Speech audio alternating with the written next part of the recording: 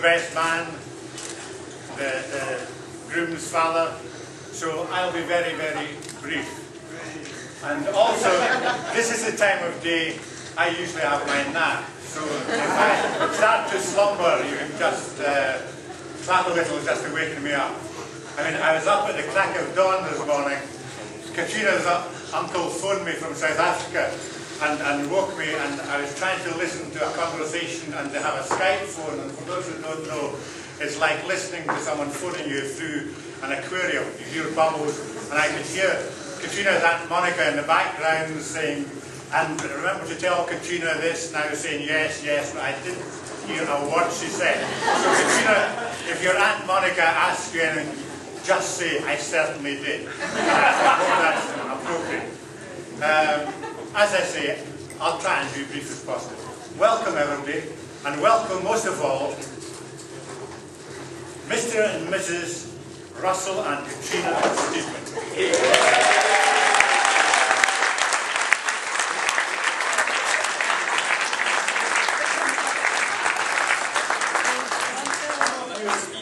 Some of you, in fact, all of you, have travelled a great distance to be here tonight. And several of you who can't hear me haven't arrived yet. You'll notice that this is a very unconventional gathering, and this is entirely intentional. The pig is roasting nicely outside, and if you're getting hungry, well, we'll be out there shortly for it. Looking round, I see some familiar faces I know, and I look forward to renewing friendships. And for those faces I do not know, I'll talk to you later. We'll chat, and I hope to get to know you. I'll introduce myself first. I'm George Mackay, the father of the bride, and Helen Mackay, the bride's mother. I'll also introduce the parents of the groom, Dorothy. Dorothy is a distinguished graphic designer and now a yoga teacher. And her husband, Ricky, he's an urbane accountant who blots his copybook by supporting Manchester United. Now, I don't know what happened with Bolton this afternoon, because the taxi driver told me it was draw and Manchester United were rubbish, but that's taxi driver's story. The two parents we've met on a number of occasions, and I value their friendship. For the Zimbabweans present, Ricky was born in Harare, so we can have a conversation piece later. Katrina and Russell have worked hard to make today's events both memorable and enjoyable. The evening, of course, combines a wedding celebration with a Goodbye Scotland, Hello Australia party. I never thought that Katrina being born on Anzac Day, yes, it is Anzac Day, was significant. I now know the significance of that.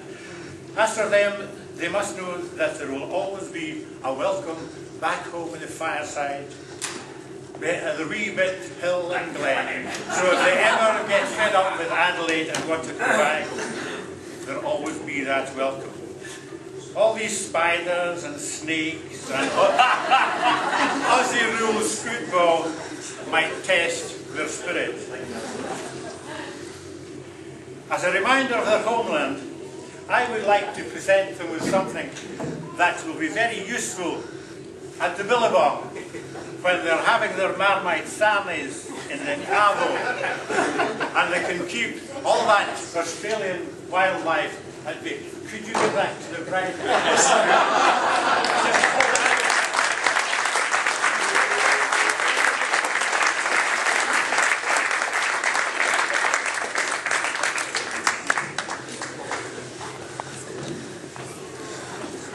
Now, turning to Katrina, my beautiful, darling daughter, what can I say? Katrina has always been adventurous and assertive, but at heart an extremely friendly and helpful person. At the age of 2, she was assertive enough at a family gathering to say in her little piping voice, which she had at the age of 2,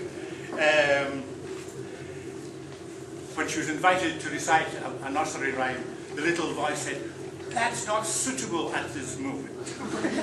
At Ramsay and Julia's wedding, she was also very assertive and adventurous. As she went round the gathering, many men in kilts, she told those present that all these kilted gentlemen have a peanut under their kilt. You will notice I'm not wearing a kilt tonight.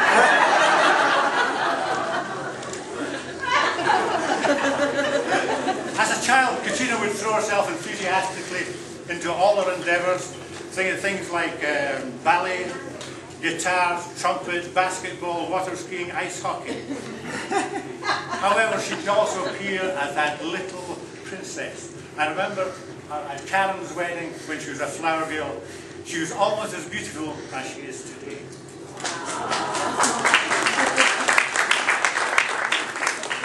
As she started work, this enthusiasm and adventurous continued. She is very much into seeing the world and has travelled twice as much as I have.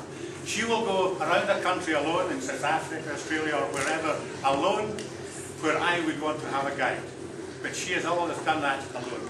And Russell has now caught that same travel bug and will shortly be off, prior to settling in Australia, to see another big whack of the world. When I first met Russell, I was presented with this tall, black-clothed, Gothic figure with a shaved head. I was worried. However, over many months I came to realise that he was a warm, humorous and engaging individual. In fact, he very traditionally asked for my daughter's hand in marriage.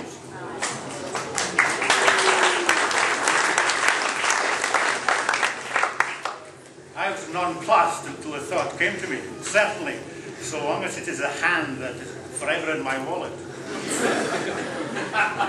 The fact that he has an honours degree and is skilled in dreamweaving, flash and quark is really cool. Notwithstanding, I haven't a clue what these things are. He is also a fan of Morrissey and the Smurfs. Sorry, Katrina, I can't make out your writing. Talking of pop stars, I know Katrina's favourite band was New Kids on the Block. But I would like